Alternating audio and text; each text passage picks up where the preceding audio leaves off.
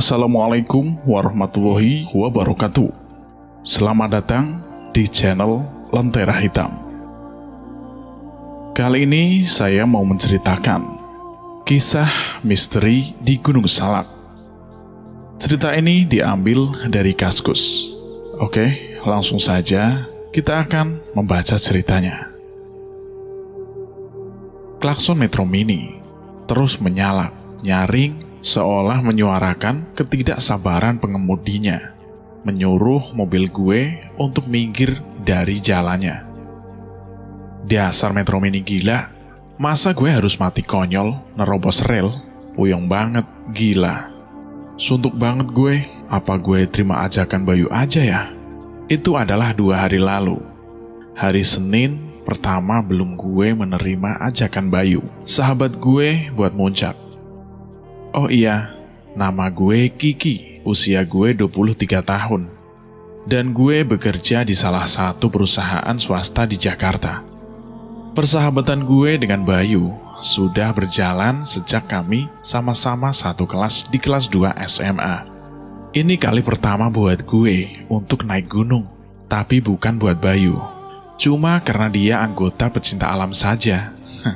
Tapi aslinya dia jarang naik gunung, cuma suka bersumbar kalau habis naik dan suka bikin bumbu ceritanya. Tapi buat gue yang tahu semua kartunya, gue cuma diam aja dan bilang, ya mungkin sih gitu. Kalau ada temen yang nanya, bener gak ceritanya si Bayu waktu naik gunung A atau gunung B? Anjay, akhirnya gue berangkat juga dengan Bayu dan Ismail. Dengan alasan melepas stres di kantor, kami sepakat untuk naik Gunung Salak. Nama Gunung Salak berasal dari nama Salaka, yang artinya perak dalam bahasa Sansekerta. Gunung Salak merupakan salah satu gunung di Jawa Barat yang masih menyimpan banyak misteri. Konon katanya, jika niat kita tidak baik, maka akan celaka nantinya. Dan sangat pantang untuk bertanya di mana buah salaknya ketika sedang mendaki. Walaupun itu dimaksudkan hanya untuk bercanda, pantang sekali bagi pendaki untuk berperilaku sombong atau tidak sopan seperti bercanda berlebihan atau mengejek sesuatu ketika mendaki.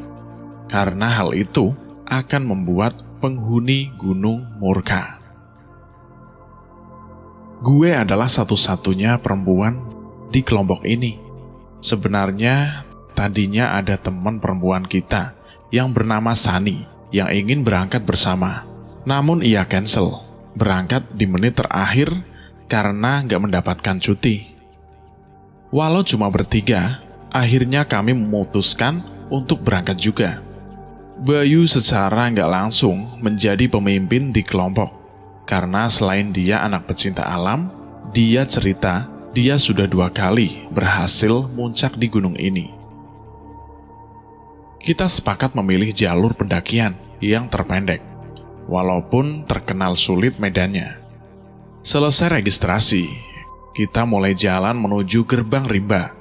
Dan sesampainya di sana, Ismail mengeluarkan HP dan Kampiun berfoto bersama secara bergantian.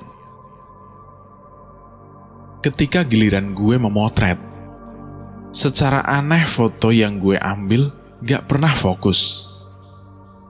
Dan selalu berbayang, sampai akhirnya Bayu gak sabar dan mengambil alih untuk memotret. Bego banget lo Ki, masa moto aja lo gak becus? Bagaimana di atas nanti? Nangis lagi lo minta pulang. Gue udah gak heran lagi sama sikap Bayu. Yang sombong memang begitu sikap dia. Jadi gue gak ambil pusing. Tapi yang bikin gue heran dan aneh, kenapa foto yang gue ambil gak pernah fokus dan selalu ngeblur. Segera gue buang jauh-jauh pikiran negatif. Takut diaminin setan, apalagi kita baru aja mau mulai pendakian. Setelah berdoa dan los bareng-bareng, kita mulai masuk ke dalam gerbang besi yang tampak sudah berkarat dan berlumut. Jadi, menambah kesan angker gunung ini menurut gue sih. Tapi lagi-lagi, gue buang jauh-jauh pikiran negatif. Dan gue menyelipkan sebuah doa agar semua lancar dan aman selama pendakian sampai kita turun lagi ke sini. Kami memulai pendakian. Jalur menuju pos pertama bisa dibilang tidak terjal, walaupun di beberapa titik treknya agak tricky karena melewati jalan rawa dan berlumpur. Apalagi ketika kita mulai mendaki mulai turun gerimis dan membuat trek semakin sulit dilewati karena lumpur yang cukup dalam dan pohon yang tumbang melintang di jalan. Berkali-kali gue tergelincir dan kita memutuskan untuk istirahat sebentar, memakai jas hujan karena hujan turun semakin deras. Di antara suara hujan yang makin deras, gue mendengar suara desahan nafas seseorang. Sssst, lo dengar suara orang nafas gak? Itu dari arah situ. Nafas? Enggak Ki, kalau lo bay. Ismail mendekatkan telinganya ke arah semak-semak yang gue tunjuk. Ah, perasaan lo aja kali Ki. Cuma suara hujan itu. Ya mungkin karena dingin, gue jadi berhalusinasi kali ya. Tapi sebenarnya, gue cukup yakin kalau itu adalah suara nafas yang sangat jelas datang dari arah semak-semak di sebelah sana. Tapi karena takut dianggap lebay sama Bayu dan Ismail, akhirnya gue kembali mencoba berpikir positif. Ketika hujan mulai reda, kali ini benar kami mendengar suara langkah mendekat. Dan ternyata kelompok lain baru saja tiba di tempat ini. Ki, kayaknya tadi yang lo dengar suara nafas mereka ya. Mail berbisik pelan. Ia takut para pendaki itu mendengar bisikannya. Ya nggak mungkin lah Mail. Mereka kan dari bawah. Suara nafas yang gue dengar itu kan datang dari sana. Gue kembali menunjuk ke arah semak-semak itu. Ya udah, kalau gitu benar itu hujan Ki. Males berpikir repot, Mail akhirnya menyimpulkan untuk tidak membahasnya kembali. Kami berkenalan dengan para pendaki, dan setelah bersamaan, laki-laki yang gue yakini sebagai pemimpin kelompok yang berisi 6 orang itu bertanya kepada Bayu. Hei, kalian bertiga aja? Iya, kita bertiga. Tadinya sih kita mau naik berempat, tapi satu teman kita berhalangan.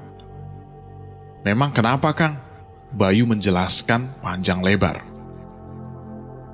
Gabung aja sama kita. Kita mau muncak. Adik-adik mau ke Kawah Ratu, ke puncak. Kalau mau ke puncak, kita sama-sama saja. Belum lama pemimpin kelompok yang bernama Kang Daud menawarkan ajakannya.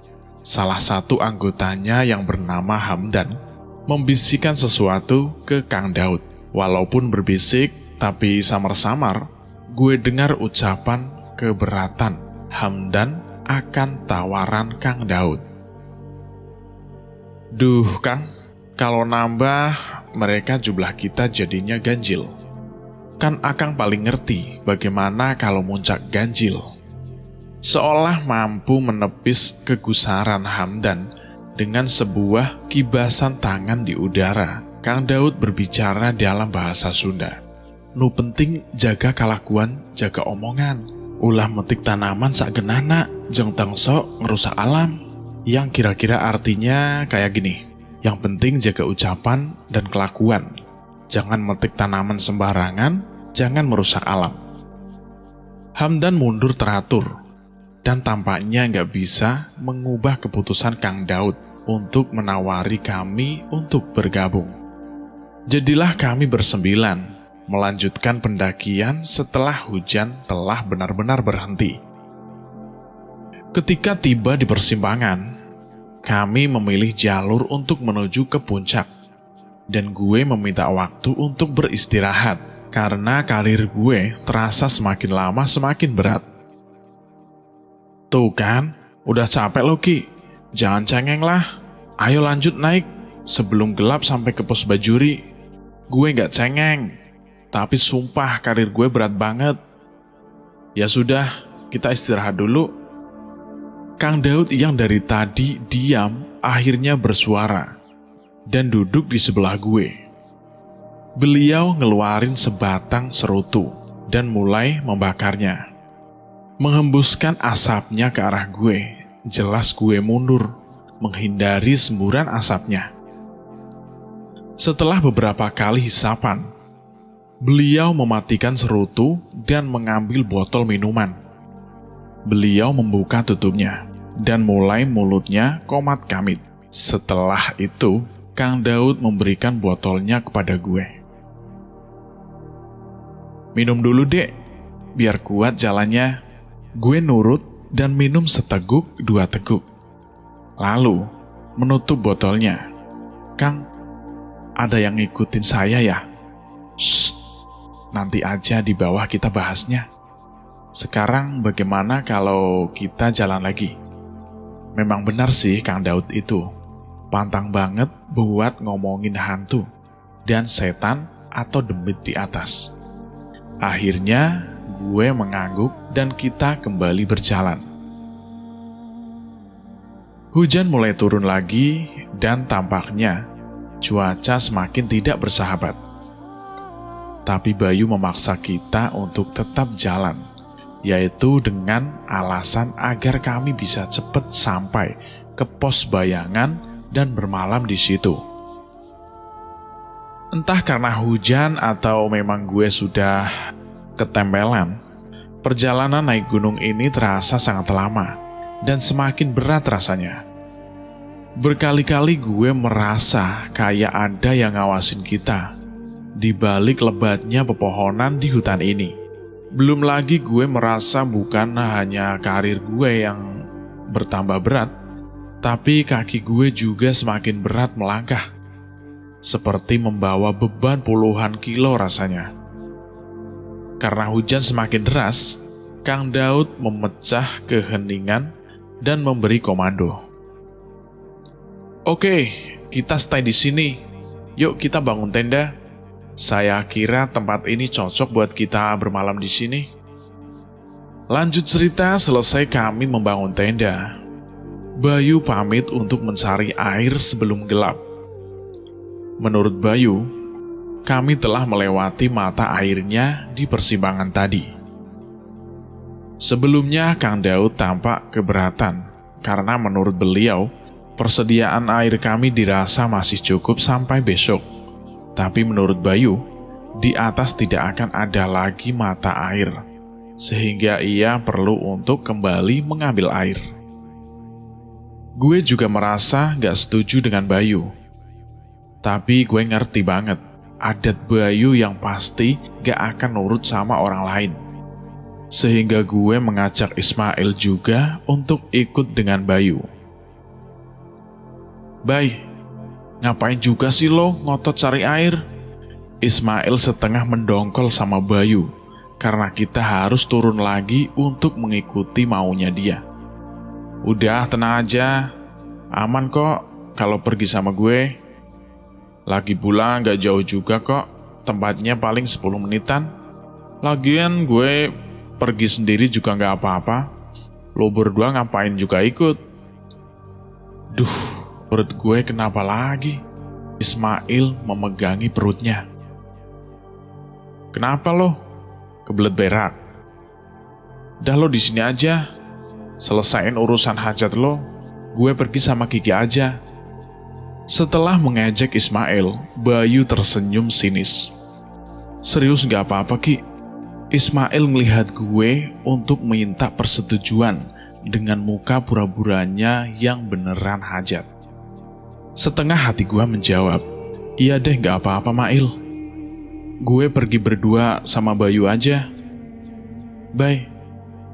Nanti kita cepet ya, biar gak keburu gelap. Iya, santai Ki, jawab Bayu. Gue dan Bayu bergegas menuju mata air. Sesampainya di sana, Bayu mulai mengisi botol-botol kami, dan gue ngelihat pemandangan sekitar. Kabut sudah mulai turun. gue melihat jam tangan gue, waktu menunjukkan pukul 3. Tapi karena suasana yang berkabut, suasana jadi terasa lebih gelap dari yang seharusnya. Entah kenapa, sekarang bulu kuduk gue mulai meremang, apalagi pas gue dengar bunyi-bunyian alam. Walaupun sayup-sayup jauh terdengar, tapi gue merasa mendengar suara geraman di kejauhan sana. Sekarang gue mulai parno. Woi, Bay, cepetan dong. Ntar dulu, Ki. Gue sekalian kencing nih di situ. Bentar ya. Bayu pergi sedikit menjauh. Buat ngusir ketakutan gue mencuci muka gue. Gue merasa ada orang di belakang gue. Sontak gue menoleh. Ternyata ada pendaki lain yang kayaknya mau minum juga dari mata air ini. Maaf Kang, mau minum juga di sini. Gue bernafas lega. Ternyata pendaki lain bukan jurit atau demit. Pendaki itu cuma senyum dan mengisi gelas minuman dengan air. Memecah kesunyian, gue mencoba mengajak ngobrol pendaki ini. Sendiri aja, Kang. Teman Akang mana? Gak ada. Saya lagi solo trekking. Dia tersenyum. Ya sudah, Kang. Silahkan dilanjut. Saya mau ke teman saya dulu. Baru beberapa langkah tercium bau busuk. Perasaan gue langsung gak enak. Baru gue sadar. Kayaknya ada yang aneh dengan Akang itu. Gue menoleh dan benar ternyata Akang itu sudah menghilang. Gak mungkin. Baru beberapa langkah gue pergi, Akang itu sudah hilang. Dan tidak ada sama sekali suara langkah dia pergi dari tempat ini. Buru-buru gue menyusul Bayu. Bay, Bayu, cepetan Bay. Ayo kita cabut dari sini, cepet. Ngapain sih lo buru-buru, Ki? Udah deh, Bay. Cepet. Tadi gue ketemu setan. Gue setengah menyeret Bayu menjauh dari situ. Wah, hoki dong lo lihat setan. Kata emak gue, kalau lihat setan tuh lo mau dapet duit. Gak lucu lo, Bay. Buruan ayo, kita cabut dari sini. Nyantai aja kali. Nih, lihat lo nih. Jimat gue. Gak akan ada apa-apa selama ada ini. Bayu tersenyum sombong, memamerkan jimatnya yang berbentuk kotak dari kulit dan digantungnya di leher sebagai kalung. Terserah lo, Be. Tapi please, cepetan deh. Kita balik ke tenda. Sumpah perasaan gue gak enak banget. Bayu cuma terkekeh ngelihat ketakutan gue. Akhirnya dia nurut dan kita jalan balik ke tenda. 10 menit kami berjalan. Kembali gue merasa aneh. Kok kita sudah berjalan cukup jauh, tapi gak sampai-sampai. Belum lagi di sepanjang jalan, kami mencium bau kemenyan yang sangat merusak hidung. Bay, kayaknya kita muter-muter aja deh dari tadi. Gue inget kita udah ngelewati pohon itu. Gue menunjuk pohon besar dengan sulur-sulur, panjangnya yang menjuntai. Semua pohon di hutan sama kali, Ki. Ada-ada aja deh lo. Paling bentar lagi kita juga sampai kok. Udah, gak usah parno gitu. Lo percaya aja sama gue. Lagi-lagi Bayu sotoy. Menurut gue, tapi mau bagaimana lagi? Gue cuma diam dan terus lanjut berjalan. Ki, kayaknya kita harus lewat situ deh. Biar cepet nyampe. Itu gue inget patok itu tuh di sana. Lo yakin, Bay? Nanti kita tambah nyasar lagi. Yakin banget gue. Kan bukan baru sekali gue naik ke sini. Ya udah gue tandai dulu pohon ini pakai masker gue. Jadi kalau lo salah, kita bisa balik lagi ke jalur ini. Ya udah, cepet. Gue melihat jam waktu sekarang menunjukkan pukul 4:30 sore. Kabut mulai datang dan udara bertambah dingin seiring malam hampir menjelang. Suasana mulai gelap dengan makin rapatnya pepohonan di sekitar kami. Bayu berjalan di depan dan gue berjalan mengikuti di belakangnya. Sampai tiba-tiba Bayu terpleset dan jatuh ke celah tebing. Ia bergelantung dan berpegangan dengan akar pohon. "Bay!" Gue menjerit panik. Berusaha menarik Bayu ke atas dengan sekuat tenaga. Bukannya gue berhasil menarik Bayu naik, malah gue ikut jatuh. Dan kami meluncur turun ke bawah. Setelah berkali-kali, tubuh kami menabrak batang-batang pohon dan akar di sepanjang tempat kami jatuh. Gelap dan gue gak sadarkan diri. Sampai gue ngerasa badan gue diguncang-guncang seseorang. "Ki, bangun Ki. Lo gak kenapa-napa kan?" Walau pusing dan berat, gue paksain diri buat bangun. Gue ngelihat Bayu mandangin gue dengan raut khawatir. "Serius, gue pikir lo lewat Ki. 10 menit gue coba bangunin lo. Pas gue cek nafas lo masih ada. Gue agak lega. Kita di mana, Bay?" "Gak tahu Ki. Kita jatuh cukup jauh dari jalur." Bayu menunjuk ke atas sampai awal kita jatuh tadi. "Kayaknya gak mungkin kita naik ke sana, Bay. Bagaimana sekarang, Bay?" "Kita lewat situ aja, Ki. Gue cek tadi ada jalan di situ. Kali aja kita ketemu rumah warga di bawah situ." Walau dalam hati gue ngerasa gak akan ada perkampungan di daerah ini. Mana ada warga yang mau bermukim di hutan kayak gini, pikir gue. Tapi gue gak ada pilihan lain selain tetap berpikir positif dan tidak mematahkan semangat teman gue. "Mudah-mudahan kita ketemu warga ya, Bay. Atau Kang Daud pasti nyari kita ya." Setengah berdoa, gue berseru kepada Bayu, "Ya udah, tapi hati-hati ya, Bay. Jangan sampai kepleset lagi kita. Lo bisa bangun kan, Ki?" Saking takutnya, gue lupa ngecek keadaan gue. Selain luka-luka di kaki karena celana gue yang terkoyak, gue ngerasa kaki gue sedikit kebas. Ternyata kaki kanan gue terkilir, sehingga Bayu harus menambah gue untuk berjalan. Bayu menawari gue untuk berhenti berkali-kali karena melihat kondisi kaki gue. Gue mencoba menahan sakit dan memilih untuk terus berjalan. Kita akhirnya sampai di tempat yang landai. Di ujung jalan terdapat sebuah gubuk yang tampak seperti warung. Walaupun tidak ada penerangan listrik dan hanya mengandalkan beberapa obor.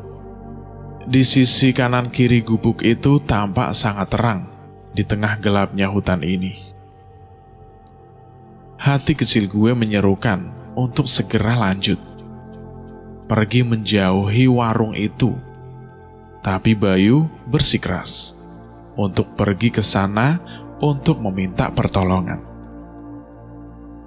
"Ki, ada warung.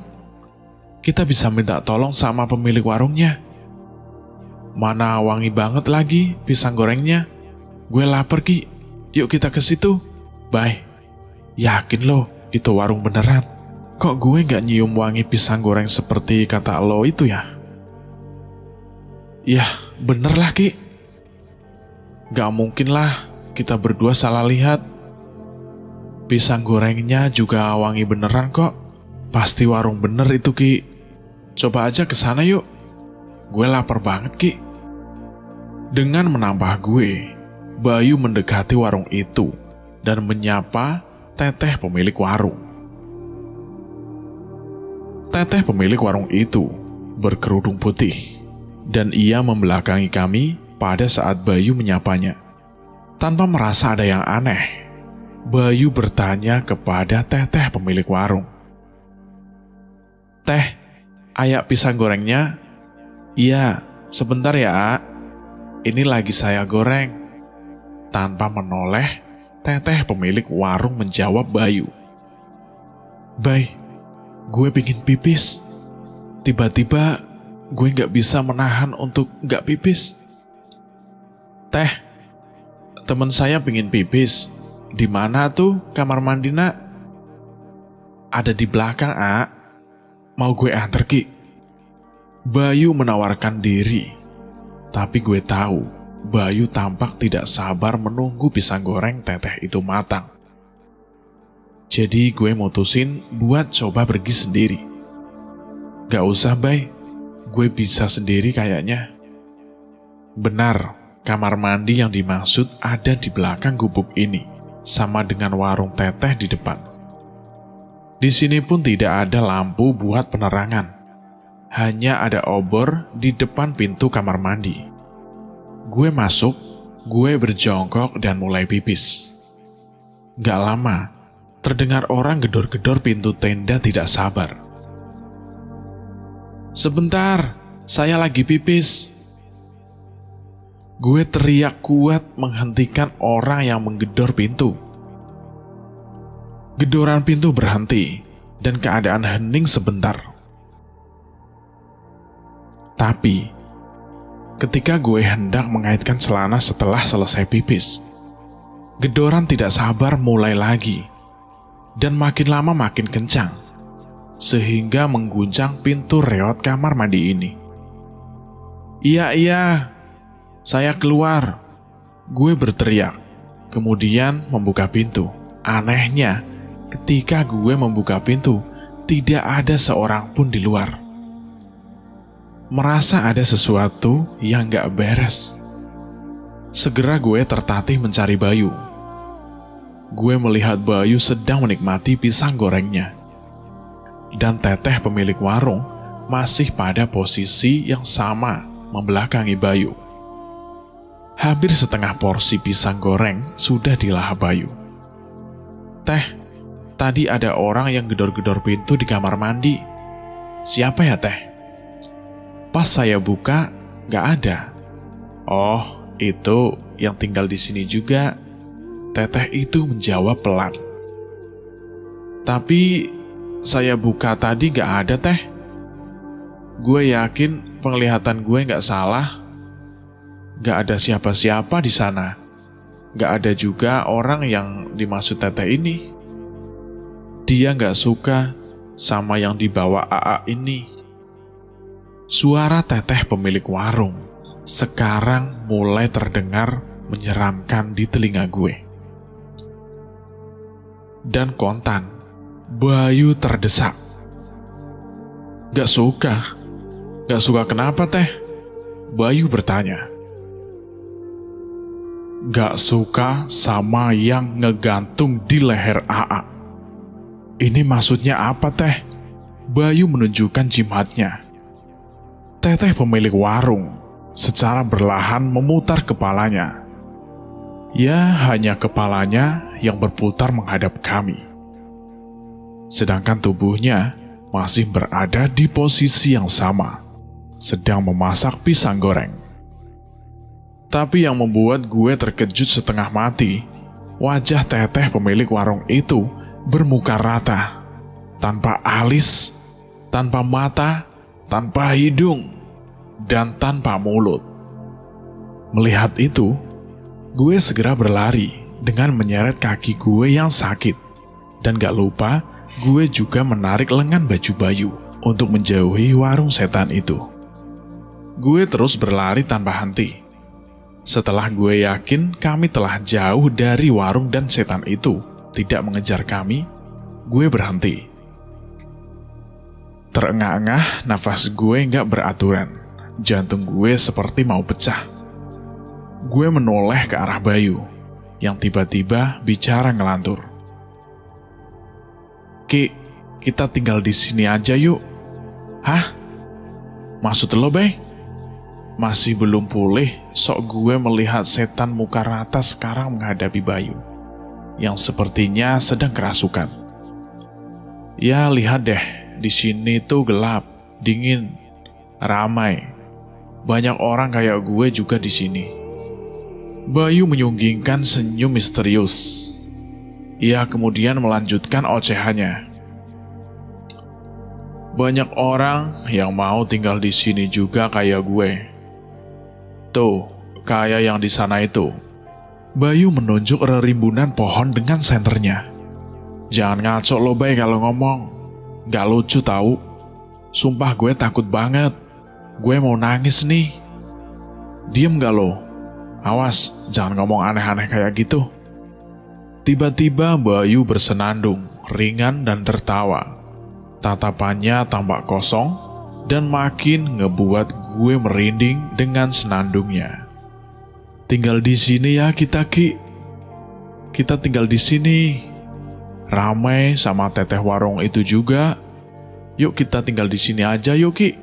Bayu terus bersenandung dan tertawa menyeramkan.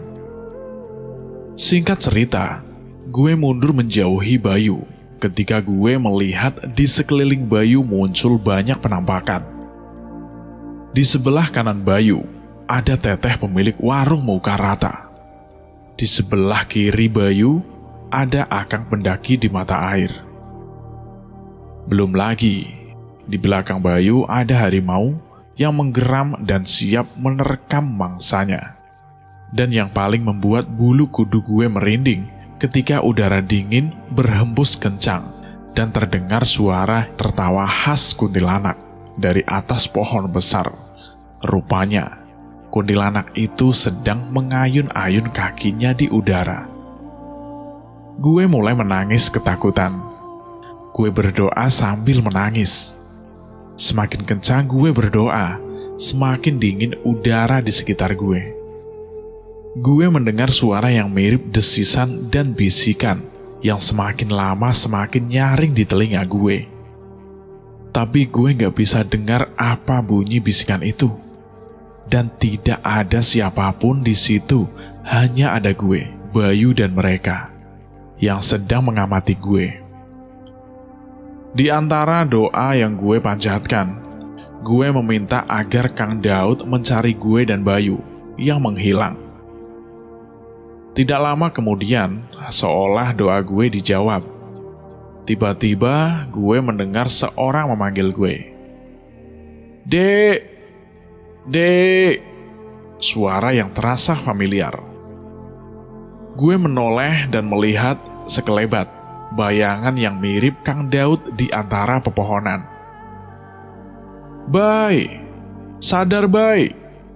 Gue masih berusaha menyadarkan Bayu di tengah kesurupannya itu. Dengan mata melotot Bayu menggeram ke arah gue. "Gak mungkin ada Kang Daud di sini, Ki. Di sini yang ada cuma orang mati, Ki. Seperti kami ini." Bayu kembali tertawa menyeramkan. Dengan membaca bismillah tanpa pikir panjang, gue menyenter ke arah bayangan Kang Daud dan mulai berlari meninggalkan Bayu yang tengah kerasukan itu. Gue terus berlari menyeret kaki gue, mengikuti bayangan sekelebat itu. Gue lari makin menembus ke dalam hutan ini. Senter gue mati secara tiba-tiba dan keadaan sekeliling gue gelap seketika. Gelap!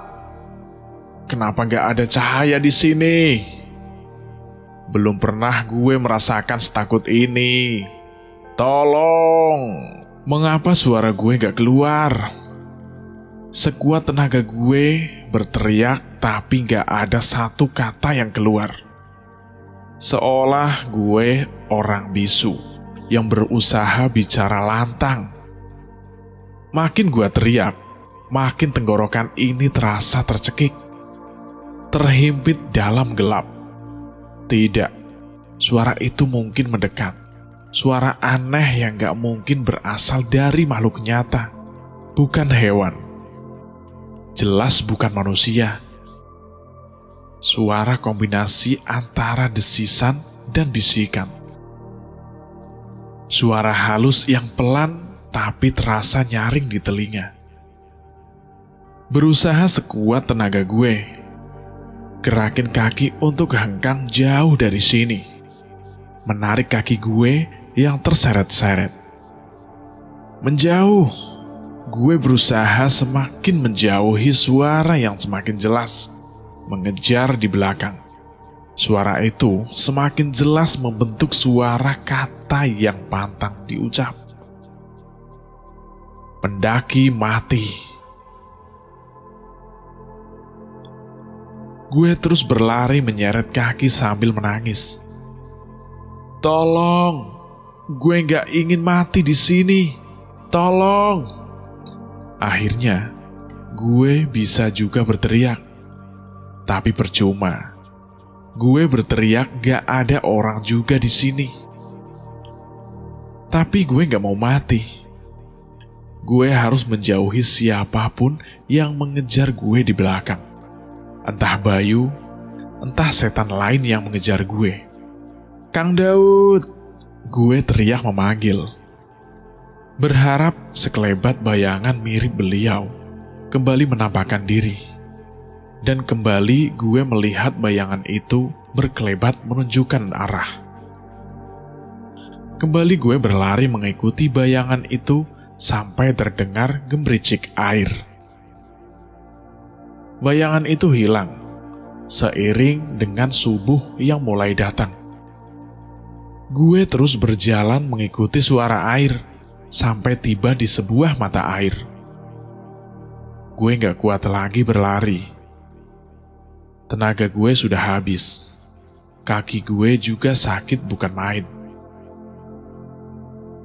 Gue terduduk di salah satu bebatuan, berharap menunggu bantuan datang. Kang Daud pasti juga sedang mencari gue dan Bayu. Karena semalaman kami tidak pulang. Karena terlalu lelah, gue akhirnya tertidur dan terbangun karena sebuah tepukan. Ternyata seorang warga menemukan gue sedang tidur. Jangan tidur di sini, Neng. Bahaya atuh, Neng. Tolong saya, Pak. Saya tersesat. Gue menangis karena merasa lega. Akhirnya bertemu dengan bantuan. Neng bisa jalan? Mari saya bantu sampai bawah.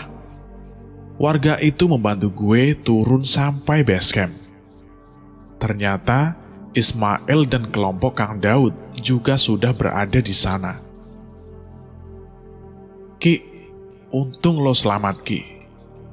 Bayu bagaimana, Gue ninggalin Bayu di hutan karena gue takut dia kesurupan.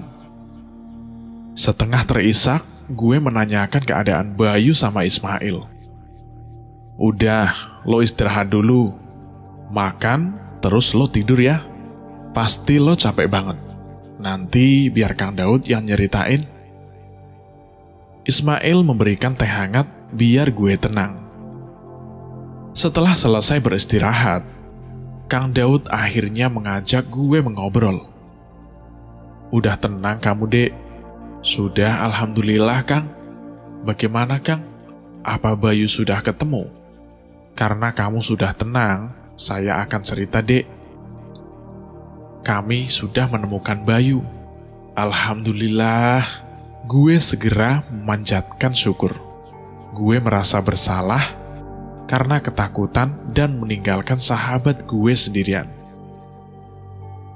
Saya turut berduka cita, Dek, yang kami temukan jasad Bayu. Bayu meninggal di tempat setelah kalian jatuh di tebing itu. Maksud Akang, Bayu meninggal di tempat, tapi saya diajak Bayu, Kang. Kita ketemu warung dan ternyata itu warung setan. Terus kita kabur. Terus Bayu kesurupan. Tapi dia masih hidup waktu saya tinggalin di sana, Kang. Dokter sudah memastikan, Dek, bahwa Bayu meninggal di tempat karena patah leher waktu kalian terjatuh. Gak mungkin, Kang. Saya yakin Bayu masih hidup, Kang.